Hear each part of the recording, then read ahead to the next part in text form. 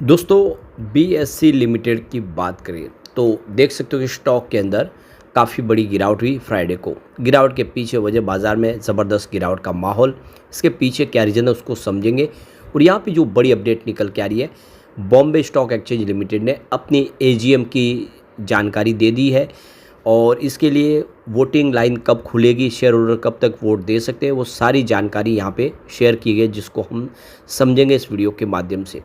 BSc काफ़ी बेहतर किया है और प्रदर्शन इसका बहुत बेहतर है। आने वाले समय में क्या उम्मीद है उसको समझने की कोशिश करेंगे।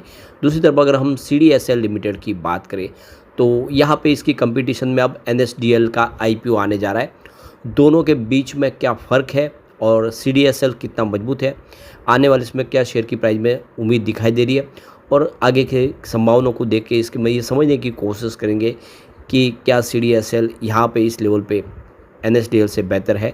लेकिन फ्रेंड्स उससे पहले अगर आप पहली बार हमारे चैनल पे आए तो चैनल को सब्सक्राइब कर दीजिए, एक बेल आइकॉन दबा दीजिए ताकि जब भी नया वीडियो बने पहला नोटिफिकेशन आपको मिले। वीडियो पसंद आए तो लाइक से जरूर कीजिए। चलो फ्रेंड्स वीडियो स्टार्ट करते हैं। मैं हूँ आपका दोस्त एस बी दवे और हमारे अपने चैनल ऑनलाइन कमाई में आपका बहुत बहुत स्वागत है। तो सबसे पहले बीएससी लिमिटेड की बात कर ले तो 2464 पर क्लोजिंग थी फ्राइडे को, जहाँ पे 3.29% की बड़ी गिरावट देखने को मिली। तो देख सकते हो कि फ्राइडे को बाज़ार में ज़बरदस्त गिरावट का माहौल बना, निवेशकों के करीब 7 लाख करोड़ डूब गए। तो भारी भरकम गिरावट हुई फ्राइडे को 700 पॉइंट की। तो 25 जुलाई का दिन ब्लैक फ्राइडे साबित हुआ, बाज़ार में 700 अंक की गिरावट देखने को मिली और जो सेंसेक्स है और निफ्टी उसमें भी भारी गिरावट देखने को मिली। मिड कैप और स्मॉल कैप सेगमेंट में भी ज़बरदस्त गिरावट हुई। सेंसेक्स में 600 अंक की लगभग यानी 1% के आसपास की गिरावट के साथ 81,540 का स्तर भी देखने को मिला और निफ्टी 50 में भी 1% की गिरावट के साथ 24,844 का स्तर आ गया। तो ज़बरदस्त गिरावट हुई और पिछले 2 ट्रेडिंग सेशन में अगर देखें तो 1200 पॉइंट की गिरावट हो चुकी है गुरुवार और शुक्रवार को मिला के। और आप देखें सिर्फ 2 दिनों में 7 लाख करोड़ रुपए की जो मार्केट कैप है वो कम हो गई है, यानी निवेशकों को इतना नुकसान हो गया है। यानी जो 23 जुलाई को मार्केट कैप 460.35 लाख करोड़ के आसपास था वो गिरते हुए 453 लाख करोड़ के आसपास आ गया। अकेले शुक्रवार को ही 5 लाख करोड़ का नुकसान हुआ है। अब यहाँ पे इस गिरावट के पीछे वजह जो पहली रीजन है वो है अमेरिका और भारत के बीच में जो व्यापार समझौता उसमें देरी हो रही है। फिलहाल इस समझौते को लेकर कोई स्पष्ट संकेत नहीं दिखाई दे रहे, लेकिन रिपोर्टर से पता चलता है कि दोनों देश इस दिशा में महत्वपूर्ण प्रगति पर है। अमेरिका ने जापान, फिलीपींस, इंडोनेशिया और वियतनाम के साथ में ऑलरेडी पहले ही पार्टनरशिप कर ली है, लेकिन अभी इंडिया के साथ में होगी कि नहीं इसको लेकर सवाल उठ रहे। दूसरा है लगातार विदेशी निवेशक है जो पूंजी बाजार से निकाल रहे और एफआई ने अभी तक देखें तो 28,528 करोड़ की बिकवाली कर दी है। पिछले 4 दिनों में ही एफआई ने करीब नगद सेगमेंट में 11,572 करोड़ का पाल बेचा है। तीसरा रीजन की जो Q1 के नतीजे आ रहे हैं वो निराशाजनक है, उतने कोई खास नतीजे नहीं दिखाई दे रहे। फाइनेंशियल सेक्टर और आईटी सेक्टर से देखें तो इस समय बेहतर उम्मीद नहीं दिखाई दे रही, जिसकी वजह से भी बाज़ार में धारणा कमज़ोर हुई है। और जो चौथा रीजन है वो है बढ़े हुए मूल्यांकन की वजह से चिंता है। तो विशेषज्ञ का कहना है कि घरेलू बाजार का मूल्यांकन बढ़ा हुआ है जो कमजोर तिमाही को देखते हुए अस्थिर प्रतीत होता है। निफ्टी का मूल्यांकन असहज नहीं है, लेकिन व्यापक बाजार में तेजी का रुख दिखाई दे रहा है। जियोजित इन्वेस्टमेंट की तरफ से देखें तो वीके विजय कुमार ने कहा कि निकट भविष्य में बाजार की स्थिति कमज़ोर हो गई है और अभी फिलहाल दबाव है, तो बाजार ऊपर के लेवल पर ठहरना मुश्किल दिखाई दे रहा है। तो ये सारे रीज़न की वजह से बाजार में गिरावट हुई। अब जो बड़ी अपडेट निकल के आ रही है, बीएससी लिमिटेड ने एक्सचेंज को जानकारी दी है, वहाँ पे कंपनी अपनी एजीएम करने जा रही है। इसके लिए यहाँ पे 2 बड़े इस एजीएम के रेजोल्यूशन है। उसमें देखें तो जो dispatch of annual report of financial year 2024-25 along with the notice of 20th annual general meeting जो बुधवार 20 अगस्त 2025 को 3 बजे होने जा रही है।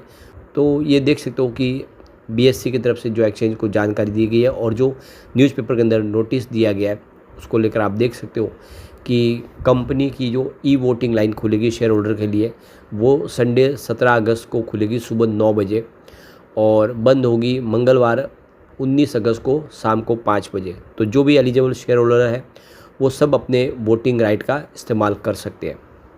अब यहाँ पे एलिजिबल शेयर होल्डर के लिए जो कट ऑफ डेट है वो है बुधवार 13 अगस्त 2025, यानी 13 अगस्त तक जिसके डीमैट अकाउंट में शेयर है वो सारे एलिजिबल है, वो अपने वोटिंग राइट का इस्तेमाल कर सकते हैं। तो बिल्कुल आप देख सकते हो कि बहुत ही शानदार खबर है और अब आप देख सकते हो कि बिजनेस इसका बहुत ही बेहतर है। कंपनी लगातार बेहतर प्रदर्शन करी। अगर आप देखें तो कंपनी का 2021 में मात्र 501 करोड़ के आसपास का रिवेन्यू था, वो 2025 में देखो कि 3212 करोड़ तक पहुंच गया, ज़बरदस्त जंप है। उसी तरह से प्रॉफिट बढ़ा है। आप देखिए 2021 में मात्र 98.55 करोड़ का प्रॉफिट था, जो 2025 में 1239 करोड़ तक पहुंच गया, ज़बरदस्त वृद्धि हुई है। और ईपीएस 2021 में 30.94 रुपीज़ के आसपास था, 2025 में 96.55 रुपये तक पहुंच गया। वाकई में बीएससी कमाल करा और आने वर्ष में और बेहतर कर सका है। चलते हैं सीडीएसएल की तरफ। तो 1616 पर क्लोजिंग देखने को मिली, जहाँ पे 3.77% की भारी गिरावट थी। तो बाजार में गिरावट का बिल्कुल असर देखने को मिला।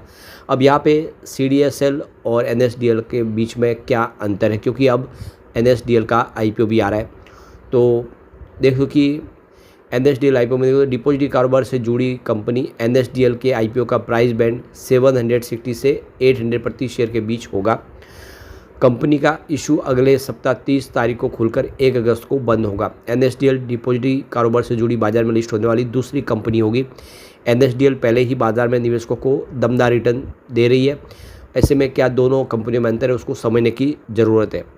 तो सीडीएसएल रिटेल पर निर्भर है। कंपनी रिटेल डिपॉजिटरी है। रिटेल से मिलने वाली ट्रांजैक्शन फीस से कंपनी की सबसे ज़्यादा कमाई होती है।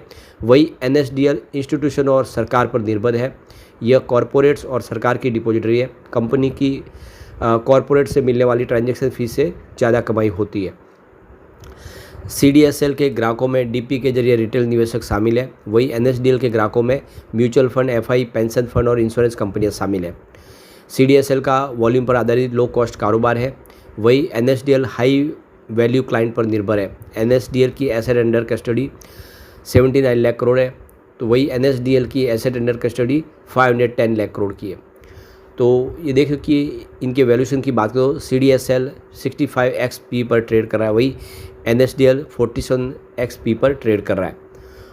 अब देख सकते हो कि दोनों के ताकत देखे तो यहाँ पे सीडीएसएल के पास इस समय करीब 15.86 करोड़ डीमैट खाते हैं। वही एनएसडीएल के पास 4.05 करोड़ डीमैट खाते हैं।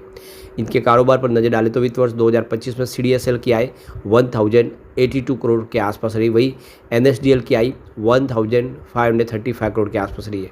वही सीडीएसएल का एबिटाडा 624 करोड़ रहा है, तो एनएसडीएल का जो एबिटाडा है वो 425 करोड़ के आसपास रहा है। वित्त वर्ष 2025 में सीडीएसएल का पैट मार्जिन 44% था। वही इस अवधि में एनएसडीएल का पैट मार्जिन 22% था। इस अवधि में सीडीएसएल का प्रॉफिट 556 करोड़ रहा है, एनएसडीएल का प्रॉफिट 343 करोड़ के आसपास रहा है। तो अपने अपने हिसाब से देखें तो दोनों ही बेहतर है और आने वाले समय उम्मीद है कि नतीजे और बेहतर देखने को मिलेगी। अब आप देखें तो यहाँ पे सीडीएसएल का बिजनेस लगातार ग्रो कर रहा है। यहाँ पे 2021 में इनका 343 करोड़ का रिवेन्यू था, जो 2025 में देखो कि 1082 करोड़ तक पहुँच गया, शानदार वृद्धि देखने को मिली है। उसी तरह से अगर हम बात करें नेट प्रॉफिट की तो 2021 में 201 करोड़ के आसपास का नेट प्रॉफिट था, जो 2025 में 523 करोड़ तक पहुँच गया। बहुत ही शानदार जंप देखने को मिला और ऐसे में उम्मीद है कि आने वाले समय भी एनएसडीएल के आने से भी सीडीएसएल को कोई ज़्यादा फर्क नहीं पड़ेगा और बिजनेस बढ़ता रहेगा। लेकिन फ्रेंड्स, कोई भी इन्वेस्टमेंट करने से पहले अपने फाइनेंशियल एडवाइजर से एडवाइस ले ले या अपना खुद का रिसर्च करें, क्योंकि मैंने वीडियो आपके एजुकेशनल पर्पज़ के लिए ही बनाया। वीडियो पसंद आए तो लाइक से जरूर कीजिए और चैनल को सब्सक्राइब कर दीजिए। Thank you friends.